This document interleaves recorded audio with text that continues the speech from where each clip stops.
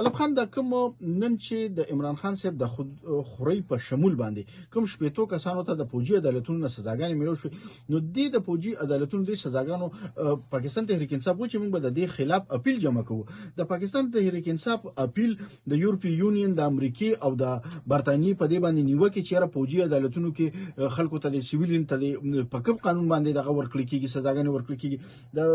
د دغه ملکونو او د پاکستان تحریک انصاف دې پالیسۍ ته په کوم نظر باندې ګورئ؟ خالد منصور واقعي چې ډېره عجیبه شانتې ده چې په دغه ملک کې چې کوم ده په 9 مای باندې کوم واقعات وشو نو دوی لاول وی چې فوجي عدالتونه نه منو نو زه خو دا سوال کوم چې دا فوجي عدالتونه دا صرف دوی دپاره جوړ شو دا خو د مخکې نو 1951 نه چې کوم دی نو په دې ملک کې د فوجي عدالتونو قانون پاس شوی دی چې په هغې کې فیصلې کېږي بیا دوی وی چې یاره موږ له سی سی ټي وي فوټیج راکړې هغه هم ورله ورکړل بیا د کیمرو د صحافیانو چې کوم دی هغه هم ورله ورکړل بیا دوی ته د لا تعلقې اعلان وکړو چې دا زموږ سره نه دي او چې دې کې کوم هم ککړ خلک دي هغوی له یې سزاګانې ورکړل شي هغې کې چې کوم دی 25 له سزا ورکړی شوله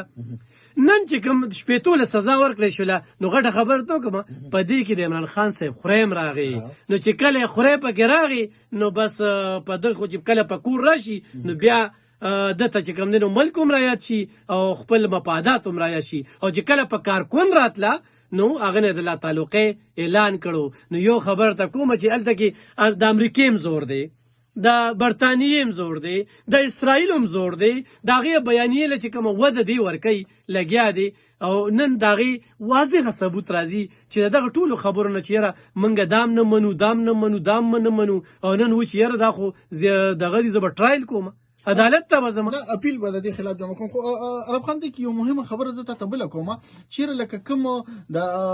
هغوی 15 کسانو ته کله سزا ورکړی شوه نو د په امریکې د یورپی یونین او د برطانیې په دې باندې خدشات مخې ته رال او هغوی چیرې لکه دې کې د انساني حقوقو پامالي شوې ده اوس پاکستان لږ شو شپېتو له نور لم ورکړه نو دې ته څه په نظر باندې ګوري چې لکه پاکستان امریکې ته ګوته لقی چې ابسولوټلی ناټ هم دې ته وایي هغه اصل ابسولوټلی ناټ دی ښه د هغه نو یو صحافي ته ابسولوټلی ناټ ویلو نو دوی ته هغې نه یو پروپاګانډه جوړه کړه داسې د امریکې صدر جو بایډن ته خو نه ویلي نه د ټرمپ ته خو نه ویلي دی خو یو صحافي له انټرویو ورکوله هغې کې د خولې نه یو لفظ وخته ابسولوټلی ناټ او دوی هغه ابسولوټلی ناټ له چې کومه ده یو ډېر هوا ورکړه اصلي ابسولوټلی ناټ چې کوم دی زموږ پاکستان زمونږ حکومت او زمونږ فوجي عدالتونه چې کوم دی دا ورته واضحه کړه چې موږ ورې زما په ملک کې د څه کار نشته دی او زما ملک چې څوک هم انتشار پلاوي انجام به دغه وي څوک هم چې سرکاري ودانو ته نقصان رسوي انجام به دغه وي څوک هم چې د شهدا مجسمو ته یا د هغوی قبرونو ته نقصان رسوي انجام به دغه وي او دا هرې پارټۍ ته چې کوم دی دا د فوجي عدالتونو دا ډېره واضحه پیغام چې کوم دی نو هغه ورکړو دا ډېره زبردسته فیصله مخې ته راغله او په کار ده چې راتلونکي وخت کې چې کوم دی نو دا نور خلکو ته سبق والي او دا سبق شومه نو چې نن یې پکې خوری راغی نو هغې دپاره به ته ټرایل هم کې اپیل به هم کې او تر اوسه چې کوم دی دا تضادات دي دا هغه دوغلاپن دی د دوی دوغلاپن چې کوم دی هغه هر ځای کې واضحه دی خو الله دې کړي چې دا قوم دا پښتانه د دوی په دې دوغلاپن او په دې فریب په دې پراډ د دې مل سره په دشمنۍ باندې پیشي دا بالکل مل دشمني ده چې دا وایي چې زه به اپیل کوم نو دغه صورت حال دي